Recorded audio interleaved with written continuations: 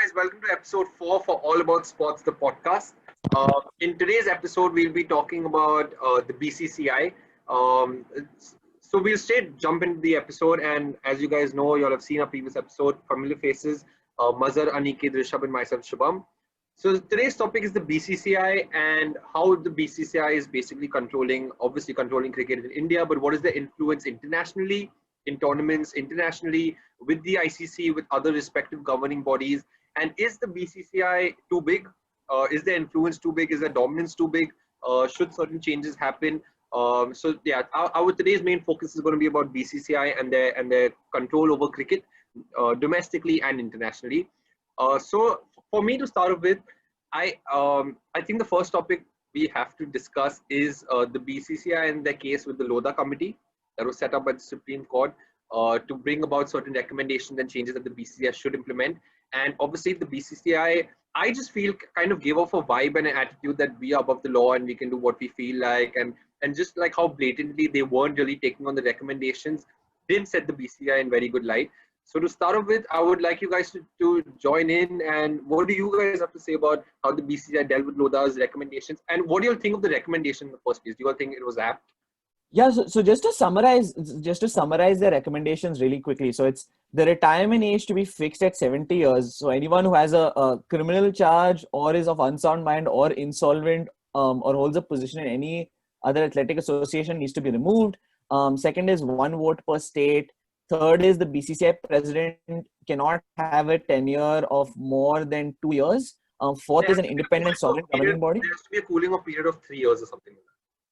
Gotcha. And then independent and sovereign governing body for IPL. And then 5, to ensure that BCCI officials are not involved in any betting. They need to disclose their assets to the governing body.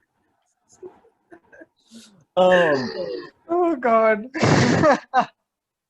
I think the last one fairly, just lets everyone know what is the main chunk of those recommendations. But I think there are some pretty good ones which kind of cause problems right now also. The conflict of interest one, which is, well, I think that's a massive one. highly debatable one. Yeah, it's the most debatable Very one, debatable. right? Very, very debatable. Yeah. But I also think that's perhaps the most important one also. True. Yeah. Very true. And I think that was the one which was like one of the highlighting factors of the recommendation, because it really stirred up a storm. Yeah, Maz, you were saying something, sorry. No. So I was just going to say, imagine what you did wrong if you pissed off Sachin Tendulkar. Just imagine what you did wrong if you managed to piss off the one person who is so patient and who has been known for his cool and calm demeanor. You pissed him off as well. So everything is just wrong with that conflict of interest. We can, currently as well, you look at the current chief or president or however you want to call him, Ganguly. He is JSW's brand ambassador. Exactly. He is also heading the BCCI. Who owns Delhi Capitals? JSW. That's a direct conflict right there. Delhi are performing well. Coincidence? Yes. I don't know. That's who was Ganguly advising last season in the IPL. Oh, right. And at that time also, if I'm not wrong, he was part of the West Bengal Cricket Association as well. Yes, he's been. He's been for a while. So yeah, correct. What I think is so problematic about the conflict of interest issue is, on one hand, it's a very logical rule, right? Obviously, anyone who's in an administrative role shouldn't have a conflicting interest with any team or organizing body within the scope of cricket. But here's what's confusing about it, right? And this is what infuriated Ganguly, Rahul Dravid, Sachin Tendulkar, VVS Laxman, Kapil Dev. A lot of the agencies that hired, so the big one was the Cricket Advisory Committee, if I'm not mistaken. Yeah, that's right. CAC. The CAC, yes, absolutely. Which the BCCI hired for. The BCCI hired Ganguly, Laxman, and Tendulkar. All three were known to be advisors to their respective IPL teams, which at that time was, Sunrisers, Delhi Capitals, and Mumbai Indians. And Tendulkar, to the point of which had also brought this up and got no response on, hey, is this a conflict of interest? He got no response. The BCCI is aware of this. They hired him and then later made a statement saying you were in conflict of interest. Totally infuriated Tendulkar. And what's confusing about it also is Tendulkar himself in the past has had an instance where he said, listen, I'm in conflict of interest. I think it was for some youth team selection. And he said, listen, my son Arjun plays for a particular youth team in India. I think it would be a conflict of interest. So it's a confusing rule because it's very logical. I completely understand. But most cricketers, especially of the likes of Ganguly and Tendulkar, will have some association and affiliation to cricket in Maharashtra and Bengal is likely. And that's where it becomes a little problematic. I think that's where it's a little bit. To add to what you're saying with the conflict of interest, not just Ganguly and JSW, given that Ganguly is currently the head of BCCI, even previously when Srinivasan was head of BCCI, there was a betting scandal with CSK involved, and his son-in-law was, I think, running CSK, and CSK is owned by India Cements, and India Cements is owned by Srinivasan. So look at the entire circle when it comes to conflict of interest. I just think, like, logically thinking of it, it should not be happening, obviously. But the fact that it happens and the recommendation is made by the Lodha committee, I think something like this is important to execute in order to just bring about greater transparency. Because I also remember in 2008, when Srinivasan was again, I think, head of BCCI at that time also, around 10 plus crores was given to Chennai Super Kings because Champions League that time was cancelled. And again, he is the owner of Chennai Super Kings and BCCI head. So in position like this, especially when so much money is involved, like, it is a no-brainer, right? Like, how can you have conflict of interest at such a high level? The one thing I will say is I feel like the one thing we should take into account is a little bit of discretion and drawing a line between the two, Like, I think the N. Srinivasan is a blatant infringement. Like, I think even the Supreme Court called it nauseating that while the trial was going on for his son-in-law, he was still BCCI head. Like, the Supreme Court was completely appalled by it. But I think that is a very, him, Lalit Modi are in a different bracket than the Ganguly, Dravid, Tendulkar bracket. And I think, listen, we should bring it to light. I don't think it's correct that Ganguly, spoke about, there is, his sponsorships with a betting group or with JSW. I don't think it's correct. And we should bring it to light. But we should not, I feel like they're drastically different cases. And we should bring the cricketers to light as well, the Gangulys and Dravids and Tendulkars.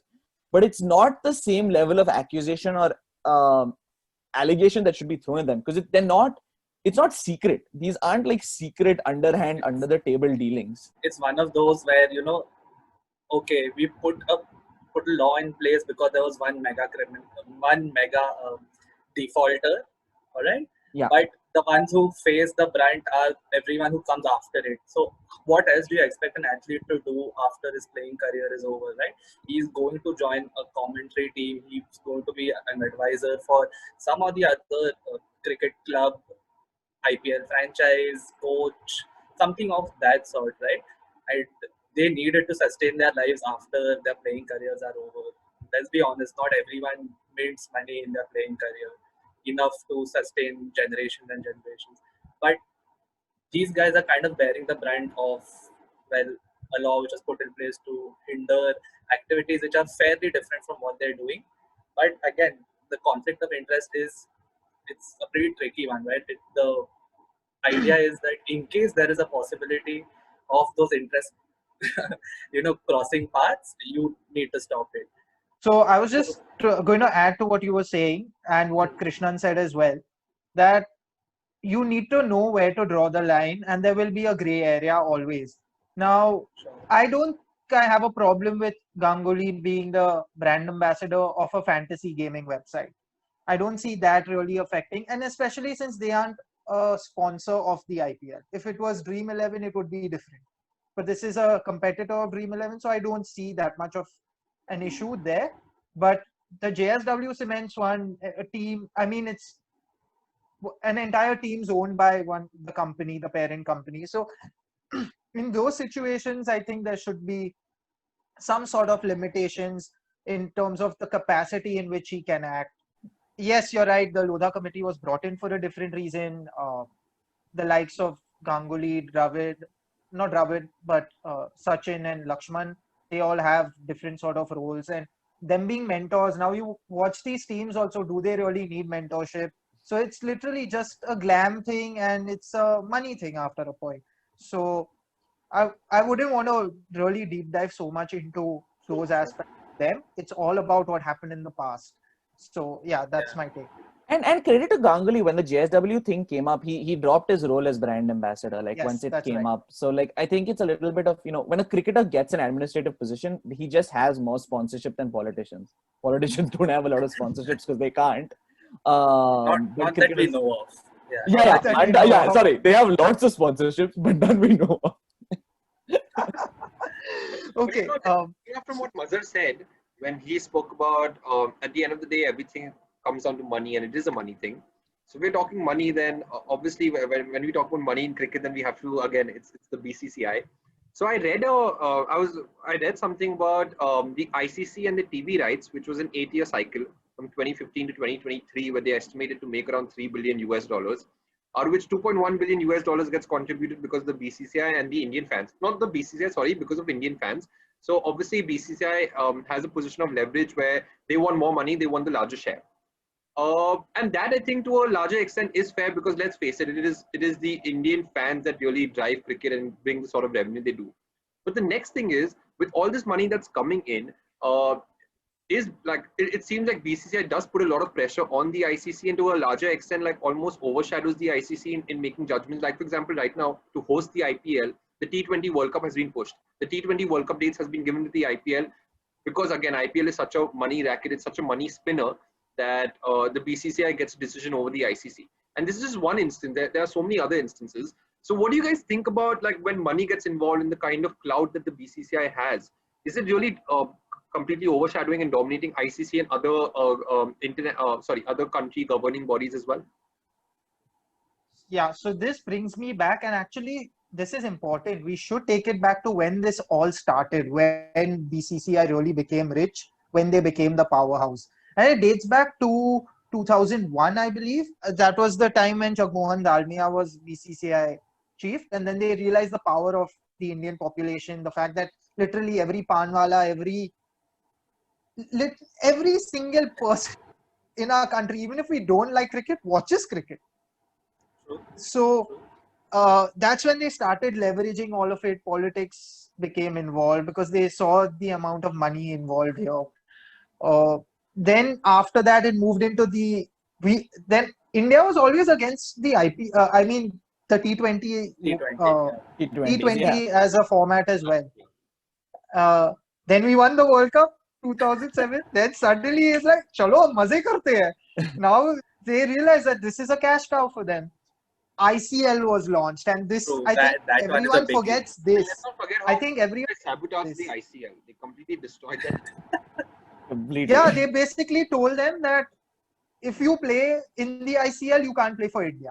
And mind you, they had people like Rajgopal Satish, Ambati Raidu. He was found by the ICL. He was their best player. Hyderabad Heroes, if you remember, if you ever watched it. I was an ardent follower of the ICL. I loved the entire concept. They got an entire Pakistani team, Lahore Badshahs, to come in. Inzi was the captain. Moin Khan was the coach. What an epic battle that was. Because I remember it was India 11, which had all these up-and-coming Indians from the Ranji scene.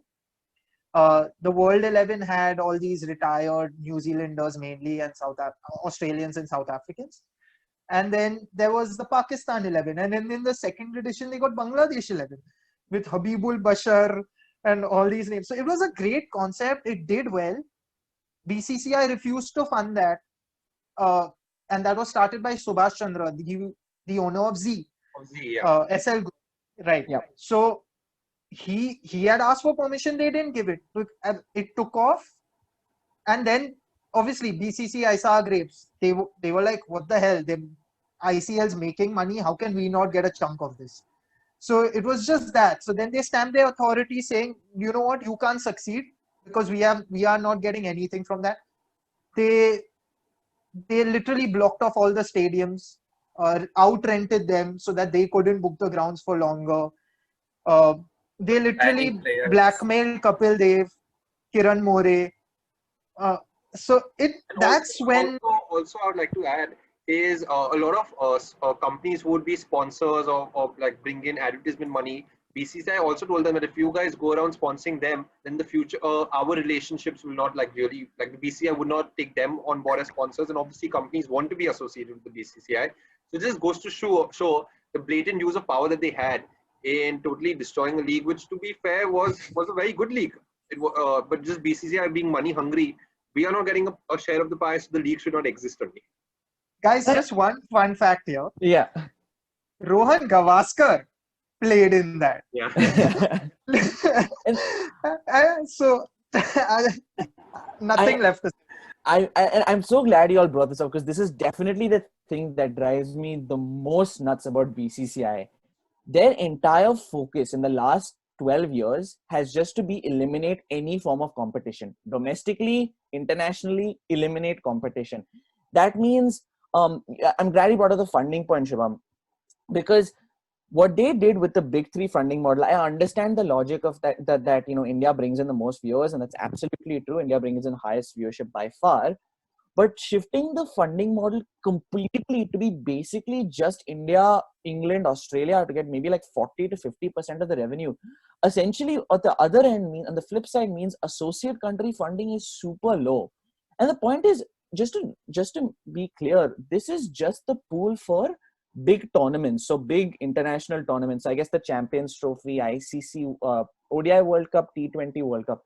So there's still a whole lot of revenue stream that BCCI generates separately, including the IPL, which is not really touched by the ICC pretty much in its entirety. So it's a little bit. Oh, sorry. No. I just wanted to add to that. Let's not forget Dalmia was great. Yeah. He did a lot. He actually brought India to the fore with also Ganguly as captain. That's when India really started to make its name. Yeah.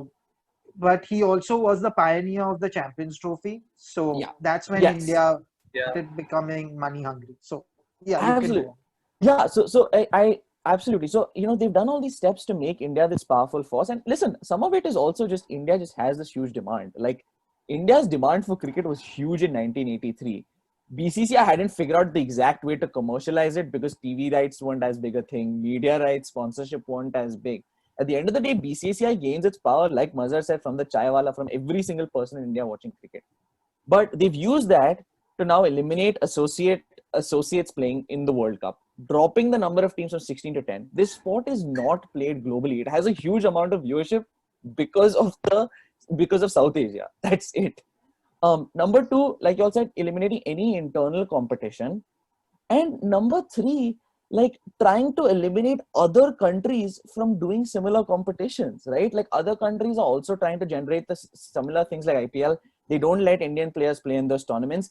They will make it really difficult from a scheduling perspective in case any of them want to bring it anywhere close to IPL. In fact, when the first IPL happened, it was conflicting with the English county tournament, which came up before. And England said, no, listen, you can't just take out players. You all have come up with this tournament much later.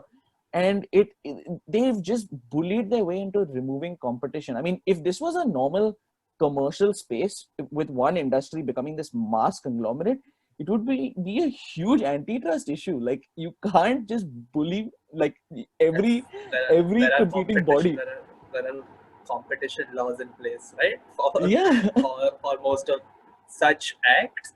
But again, the killing of competition is probably one of the most blatantly done acts of the BCCI, which kind of drives a lot of people mad. Which is really sad, Aniket, because Dalmia had a different approach. He got Bangladesh Test Nation status. And to now see how the pendulum just swung is really odd. But the writing was on the wall. So I'm so sorry, Shubham, but like the writing was on the wall. The writing was on the walls for a while, right? Since say 2008, 9, even with the whole DRS, we won't accept decision review system.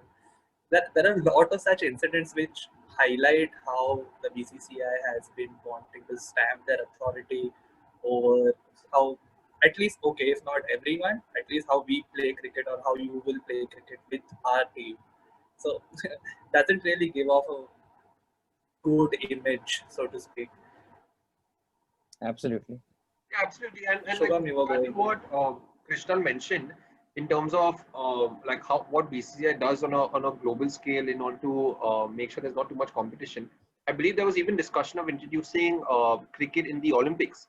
and BCCI was against the idea of doing that. And the reason they were against the idea of doing that is because if they would have to do that, then they would fall under the Indian Olympic Association, which is a governing body. And the BCCI wants to hold its private status and doesn't want to be, at least back then, it didn't want to be answerable to any governing body. So just like things like that, where it just wants complete autonomy of its power, it wants to be a monopoly, doesn't want to be answerable to anyone.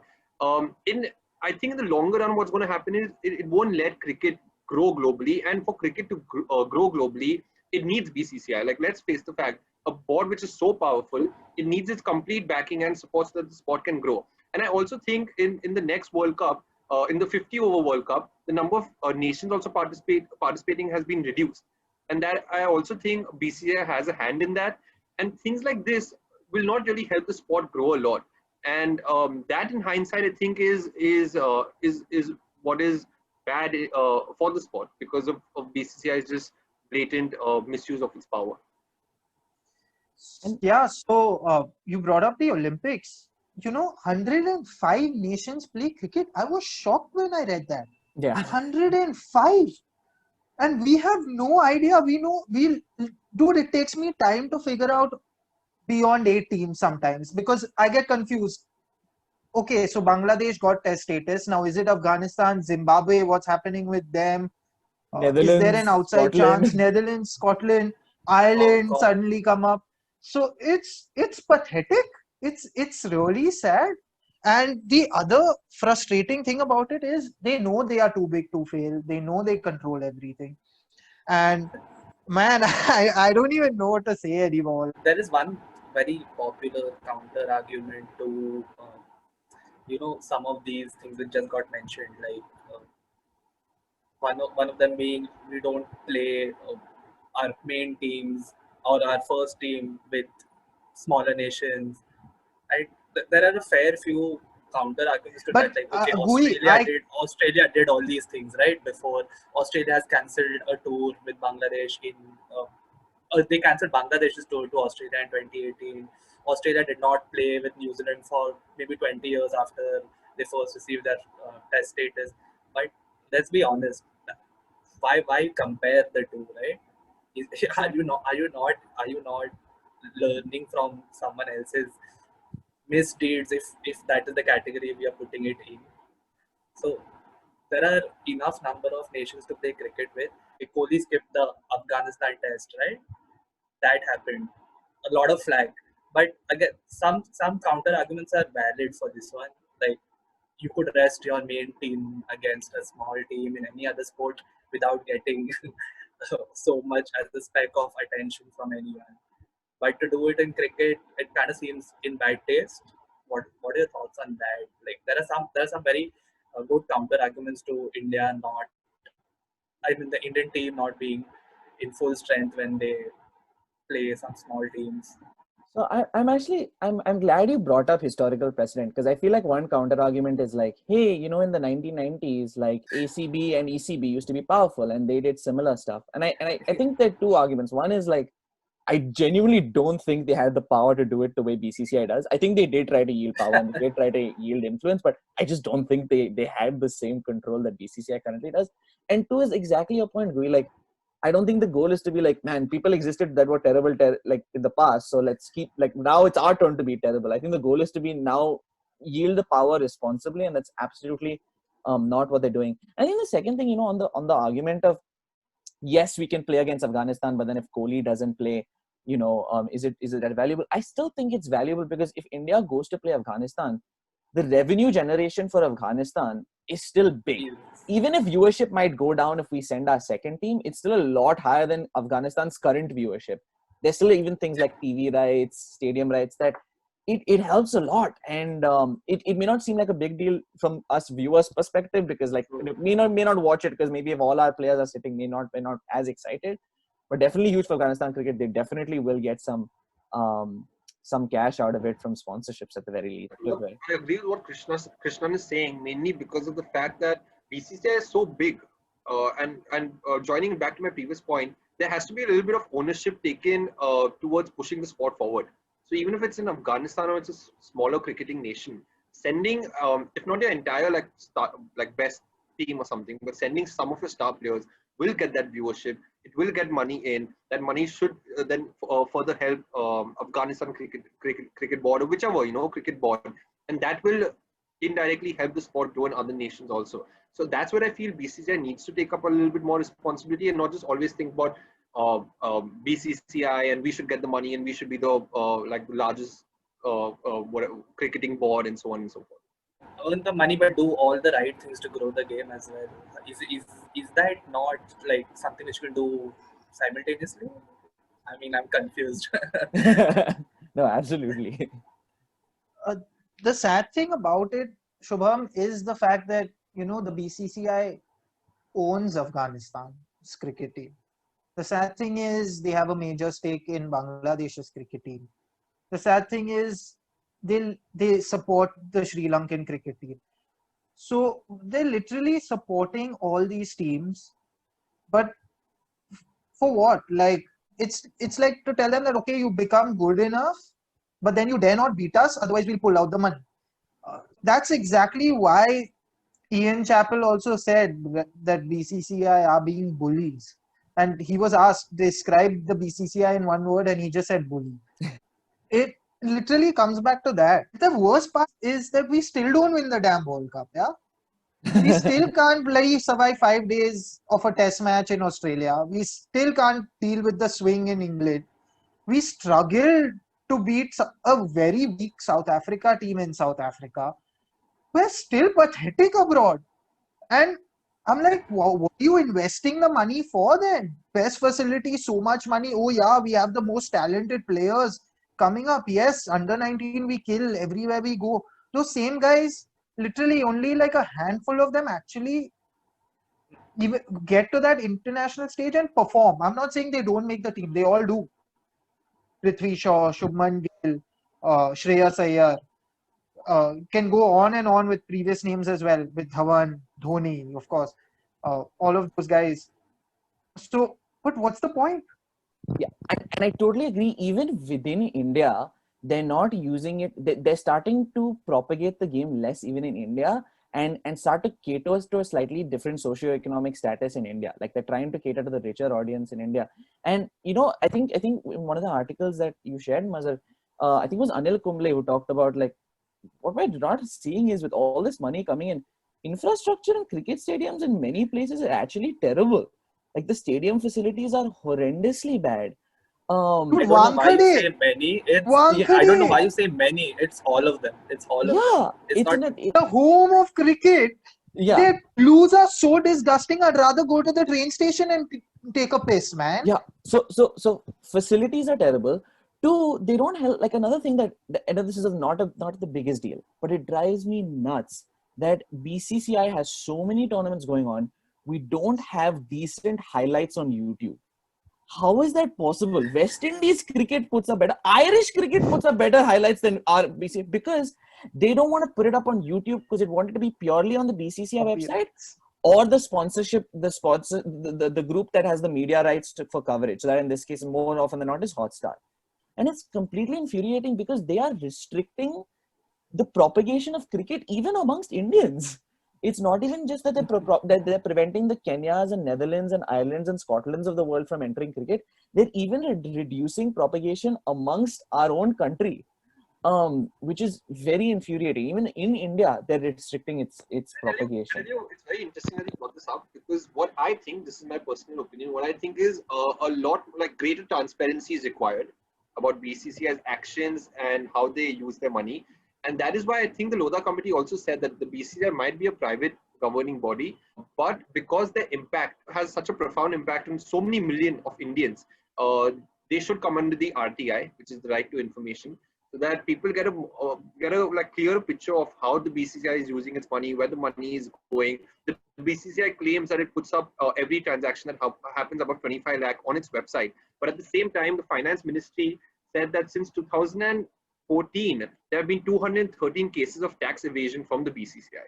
So a body that controls cricket in every form in the country and like so many millions of cricketing fans across, not just in India, across the world, is controlled by the BCCI in some way or the other. I just think it requires greater transparency so that we get to know like what's going on with the money, how's it using domestically, how's it promoting young talent, and yeah, That is at least my take on it. I agree, and I'm glad you brought it up in that nuanced way, because some people say like, "Hey, it should just fall under the government," and I'm like, "Oh, I don't know if I want that either. I don't know if India's government management of sports is better than the BCCI's." But I like the way you mentioned it. I like the way you mentioned it.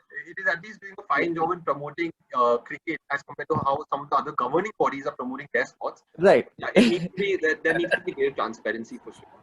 Totally agree. I love the way you describe it. I totally agree. Guys, one more point. This is as a fan. Those IPL ticket prices Yeah. for the topmost row, like where you can literally just like even someone like Pollard looks like a mere ant. You pay 4,500 rupees. So they want money from anything and everything. You buy popcorn, you pay 120 bucks. Like, so I'm not even talking about going into those depths of how they are being bullies.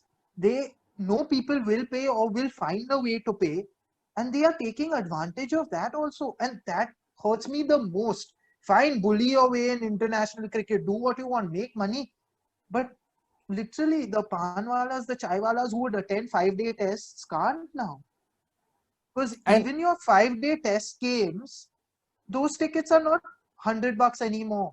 They're like 1,000. Even though the stadium is maybe 200 people at times. So, yeah. And they're the people who gave BCCI the power in the first place. I mean, the only reason BCCI has power is because we are a populous nation, right? Come on, let's be honest. Everyone watches cricket here, and that's just what has been leveraged by the BCCI on multiple occasions across the board, internationally, even domestically, to enhance enhance the power, so to speak. And I'm not going to. Okay, I really need to not say what I was about to say. Doesn't sound too good, but yeah, this also one point which I'd like to mention is. Does this cheapen Indian viewership for you? Like the next statement which I'm going to say, that the Indian board, sorry, the BCCI can command their authority over other boards because Indians watch only Indian cricket. So okay, we bring the viewership, hence you must play with the Indian cricket team the way we want to, because the viewership is all based on us. Do you think that cheapens Indian views? Globally, because now everyone just believes that okay, there's a large set which is just going to watch India, so we need to comply. Or do you believe that there are enough number of genuine fans who would watch two small teams go at it, or two other big teams go at it?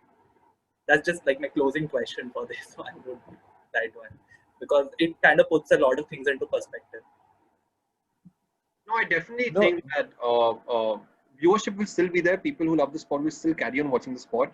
But that's a really interesting question that you brought up. And I think an answer to that, we'll leave it open-ended for the people viewing this podcast. Put it down in the comments below about what do you guys think of this question. What do you guys think of the episode? Do you think BCCI is controlling everything? Do you think they're behaving like bullies, or whatever they're doing is fine? Let us know your thoughts in the comments below. Links to our previous episodes will be down below. Follow us on our social media platforms. And we'll see you guys again next week with another episode. Till then, take care, guys.